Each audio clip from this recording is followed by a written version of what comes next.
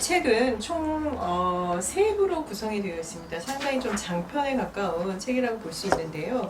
먼저 제1부 후퇴하는 정치, 혐한이라는 카드의 부분을 중심으로 해서 좀 말씀을 나눠볼까 합니다. 먼저 혐한 근원이라고 하는 부분을 잘 분석을 해주셨는데요. 여기에 보면 패전이 아니라 종전이라는 그런 부제에 다셨는데, 제1장 혐한의 근원에서 박사님께서 말씀하고 싶었던 내용이 어떤 것인지 간단하게 말씀해 주십시오. 네, 이 혐한이 왜 이렇게 기세를 떨칠까? 제가 2019년도에 1월부터 9월 말까지 일본에 생활을 했었는데, 제가 유학할 때가 1994년도 첫 출발이었으니까 그때만 해도 일본 사회는 뭐 초선진 사회, 그런 인식이 굉장히 강했습니다. 그런 느낌이. 그리고 나서 한 10년을 살면서 역시 한국과의 격차가 너무나 많이 나고, 뭐 30년, 50년 후에도 일본을 따라가는 것은 거의 불가능하겠다, 이런 인식이 굉장히 강했었어요. 그러다가 학위를 마치고 한국에서 오랫동안 강의도 하고 또 이제 연구도 하고, 그러다가 다시 이제 2019년에 방문연구원으로서 이제 1년 좀 못 되는 기간을 보내게 됐는데, 그때 제가 일본 TV를 틀면은 한국에 대한 이제 방송이 많이 나오죠. 제가 유학할 때는 한국에 대한 관심이 거의 없었어요. 그랬는데 2019년 시점에는 TV를 틀면은 와이드쇼는 거의 한국 얘기를 한단 말이죠. 그렇게 많은 관심을 보이는데, 그럼 어떻게 보이느냐? 한국에 대해서 비판적인 기사가 대부분이고, 어떤 의미에서는 한국의 취부 같은 것들을 침소봉대해가지고, 어떤 그 방송 참가에는 키키득거리거나, 뭐 하여튼 TV를 보고 있으면 이게 화가 나서 볼 수 없을 정도로 한국에 대한 비난 방송들이 너무 많았어요. 그러다 이게 도대체 왜 이럴까? 물론 인터넷을 통해서 여러 잡지들을 보면은 한일 관계에 대한 기사들을 보게 되면은 많은 부분이 한국에 대한 비판적인 기사예요. 깜짝 놀랄 정도였는데, 그럼 도대체 왜 이렇게 한국에 대해서 비판적일까? 근데 그게 아주 근거 있는 비판이면은 뭐 납득하면서 받아들이겠는데, 이게 밑도 끝도 없이 근거 없이 비판하는 것들도 너무 많으니까 이게 도대체 왜 이런가 의문을 갖던 차에, 제가 시라이 사토시, 일본의 젊은 이제 서장 과학자인데, 영숙패전론이라는 책을 우연히 접하게 됐는데, 그 책을 보면서 깜짝 놀랐습니다. 그게 어떤 내용이 있냐면, 간략하게 설명드리면, 일본이 패전을 했는데 패전이라고 하지 않고 종전이라고 한단 말이죠.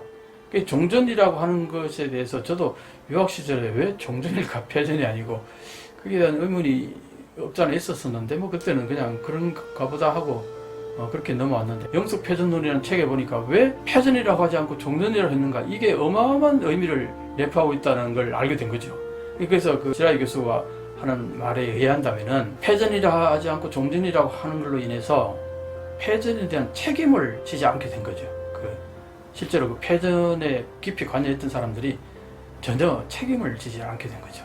그리고 결국 그 정치 세력이 전후에도 계속 그대로 일본 정치의 중추 세력으로서 이어져 왔다는 겁니다. 자, 그럼 거기까지는 뭐 그럴 수도 있겠다.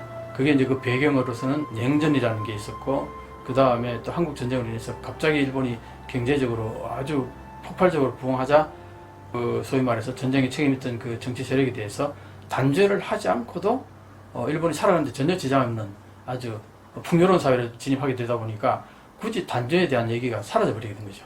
이제 그러다 보니까 그동안 쭉 일본은 세계 제2의 선진 대국, 경제 대국 이렇게 이제 이어져 왔는데, 이게 냉전이 끝나고 또 일본의 경제적인 풍요가 서서히 사라지기 시작하면서 패전의 책임자들을 감싸줬던 이 두 가지 요인이 사라지면서 이 패전에 대한 문제가 이제 발생하게 된 거예요. 근데 일본 국민들 중에는 뭐 주로 혐한파들이겠죠.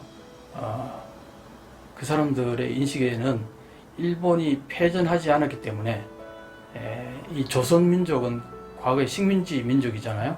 패전했다면은 패전으로 인해서 조선은 독립을 한 거고 조선은 독립국이니까 일본하고 대등한 국가가 되는 건데 일본의 인식 속에 패전이 없게 되면 이 조선민족은 여전히 아직도 식민지 2등 국민국가 인식이 그대로 지속이 되는 거죠.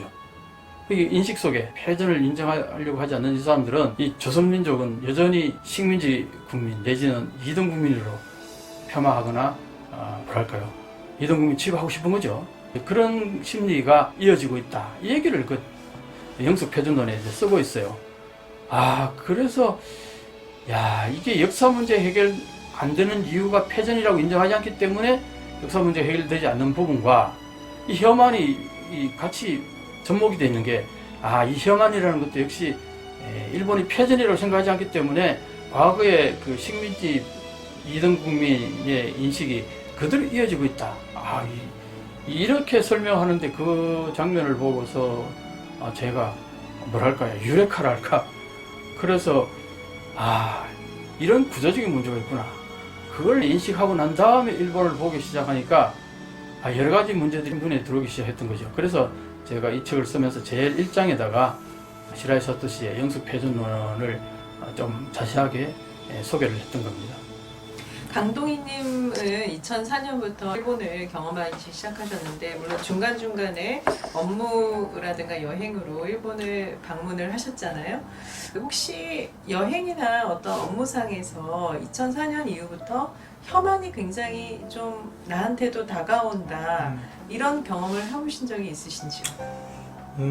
저는 일단 기본적으로 교류를 하게 된 친구들 자체가 한국에 관심도 있거니와 뭐 어느 정도 뭐 밸런스 있는 비율을 유지하고 있는 친구들이 많아서 그런지 사실 근거리에서 직접적으로 혐한이나 이런 거에 대해서 경험할 기회는 많지는 않았고요. 다만 말씀하셨던 것처럼 이제 뉴스 같은 데서 한국에 대해서 소개를 하면서 뭐 이제 약간 조금 비판적인 시각을 가지고 패널 토론 같은 걸 하는 거를 조금 본 적이 있고요. 가장 기억에 남는 건 사실 2008년쯤에 제가 그 8월 15일, 그러니까 한국 광복절이고 일본 아마 중정기념일이죠. 그때 이제 일본에 잠깐 체류하게 됐었는데 궁금해서 야스쿠니 신사에 한번 가봤었어요.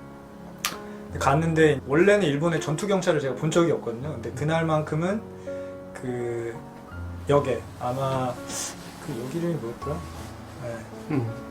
그 역 밑에부터 이제 전투 경찰이 배치가 되고 올라가니까 그 옛날 2차 대전 때 그 군복 입으신 이제 나이 좀 있으신 분들이 뭐 그때 한국 국기는 없었는데 중국 국기 같은 거 밟거나 하는 그런 세레머니들을 보고 그다음에 이제 극우 그 확성기 틀어놓고 막 뭐 외국인들은 다 나가라. 조선인들 나가라 뭐 이런 식의 이제 약간의 헤이트 스피치 같은 것들을 본 게 좀 제가 봤던 가장 이제 혐한에 가까운 직접적인 경험이었고 그 이후에도 길 걸어가다가 극우 세력들이 확성기 틀어놓고 그런 스피치 같은 걸 하는 거 정도였던 것 같아요. 제가 사실 근거리에서 혐한을 그렇게 경험한 거는 그 정도고 나머지는 이제 서점에서 혐한 관련 이제 서적들 이런 거 조금 본 정도였던 것 같습니다. 이제 우리 강동희님 일본을 출장 가거나 아니면은 여행을 잠깐 2박 3일 뭐 그런 짧은 기간에 쭉 둘러보는 어떻게 보면 약간 피상적으로 보고 이제 한국에 오고 하는 그런 입장이고 또 젊은 층과의 교류가 있단 말이죠.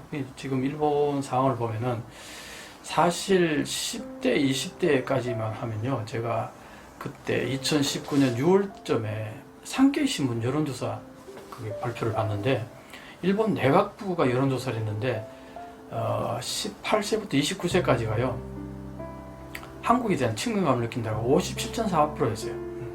그럼 뭐냐? 그때가 가장 일본하고 한일 관계가 최악이라고 매스미디어에 오르내리고 할 때였는데 최악이라고 하는 그 상황 속에서 그 10대, 20대 일본인들은 한국에 대해서 좋아한다는 얘기고 57.4%면 거의 60%. 10명 중에 6명이 한국을 좋아한다는 얘기거든요.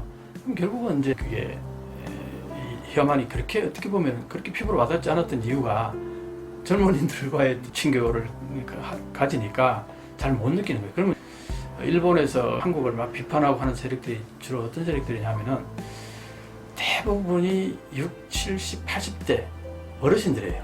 특히 또 남성분들.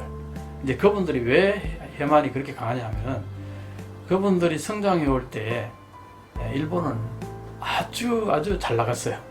어떤 의미에서는 전 세계의 부러움을 사는 그 정도의 경제력을 가지고 있고 항상 일본이 최고라고 그런 어떤 자부심을 갖고 살아왔던 세대, 그분들의 입장에서는 또 그 당시에 자기가 한국을 다녀왔다. 그럼 30-40년 전에 이제 한국을 다녀오거나 그 이후에도 보면 한 20년 전에 한국을 다녀오거나 이런 분들이 많아요.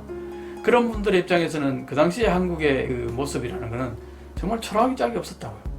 그런 인식이 아직도 많이 남아 있는데, 그런 상황에서 이제 한국이 사실은 최근 10년, 20년 사이에 급속도로 발전했거든요. 그 변화에 대해서 잘 캐치를 못해요, 이분들이. 일본이 패스포트 가진 비율이 몇 % 정도 되는지 아세요? 일본 국민들의? 글쎄, 미국은 엄청 낮다고 들었는데 일본은 그래도 한 반 정도는 되지 않을까요? 50% 정도, 네. 24%가 그래요. 패스포트를 가진 일본 국민이 24%밖에 안 되는데, 결국 무슨 말이냐면은 일본 국민 100명 중에 한 20명 남짓만 외국에 나가봤지, 한 70-80 되는 분들은 아예 밖에 나가본 적이 없는 분이에요. 근데 저 생각해보니까 제 친구들도 최근에는 좀 달라진 게, 예전에는 외국 나가고 싶다는 얘기를 별로 안 하고 그냥 국내 여행으로 다 만족했던 것 그러니까요. 같아요. 그 이제 예를 들어서 이런 얘기 있어요. 내가 유학할 때도 그런 게 있었는데, 일본 학생들 중에 미국에 유학 왜 가냐? 한국은 사실 미국이 좋아서 간단 말이에요. 우리보다 월등히 뛰어나고 좋으니까 거기서 유학해서 거기서 많은 걸 배우고 싶고, 또 유학하고 난 다음에 그냥 눌러앉는 경우도 많아요. 근데 일본의 그 당시 학생들 얘기 들어보면은 일본이 더 살기 좋은데 왜 미국에 남냐? 미국 유학 가서 뭐 특별히 배울 게 뭐가 있냐? 뭐 그런 마인드가 없잖아 좀 있었어요. 그만큼 일본 스스로에 대한 자부심도 강했고, 그러다 보니까 영어가, 특별히 일본 사람들이 영어가 좀 약하다는 얘기도 많이 있으니까 밖에 나가서 하여튼 불편한 거죠. 그것보다는 일본에서 모든 게 다 충족이 되고, 그것도 인류 사회의 그 복지 뭐 이런 게 만족한다는 거죠. 그러다 보니까 외국에 나갈 일이 별로 없는 거죠. 이제 젊은이들 이런데 하물며 연세 드신 분들은 외부에 나가본 적이 별로 없는 사람들이 대부분이에요. 이분들은 한국이 어떻게 변하고 있는지 잘 몰라요. 그런데 과거에 자기가 인식할 때는 한국은 식민지 국가였고, 그 다음에 자기가 30년 전에 다녀본 그 한국은 형편없는 나라였단 말이죠. 거기에 대한 인상이 아주 여전히 남아있는데, 최근에 한국에서 들려오는 얘기가 역사 문제에 대해서라든가 뭐 징용군 문제라든가 위안부 문제라든가 계속 끊임없이 문제를 자꾸 제기한다고 인식을 하는 거죠. 그러니까 쟤들이 과거에는 뭐 별로 이렇게 끽소리도 못하는 같은 느낌이 있었는데 요즘 와서 왜 저렇게 목소리가 높아졌지? 괘씸하다 뭐 이런 느낌들이 결국 그게 이제 혐한으로 이어진다, 이렇게 보는 거죠. 거기에다가 또 중요한 거는 일본 정치권이 대부분 나이들이 많아요. 대부분 나이 많은 사람들이 정책을 위반하고 정책을 집행하고, 그러다 보니까 일본의 그 젊은이 세대의 변화 같은 것들이 전혀 정치에 반영이 안 된다는 겁니다. 아베 정권 같은 경우는 특히 또 언론 통제도 또 심했단 말이에요. 언론 자유지수가 뭐 66인가 그렇게, 우리가 42인가 그렇다면 그 정도로 이 언론의 자유도가 낮단 말이에요. 그게 뭐냐? 결국 아베 정권의 그 영향을 일본 언론들이 많이 받았다는 얘기죠. 그게 결국 60, 70, 80대 어른들의 그 인식이 한국에 대해 상당히 혐한이 강한데, 그런 인식들을 일본 정치권이 그대로 받아들여요. 그걸 가지고 그분들의 지지를 얻기 위해서 한국이 그대로 안사시키겠다는 거예요. 이게 이제 한국의 입장에서 보면은 적반하장으로 보이는 거죠. 우리가 피해자인데 가해자가 오히려 피해자처럼 행동하는 것 같이 보이면서 피해자를 막 혐한하고 공격하고 그러는 것이 느껴지는 거죠. 이런 상황 속에서 한일 관계의 역사 문제가 제대로 풀릴 리가 없는 거죠.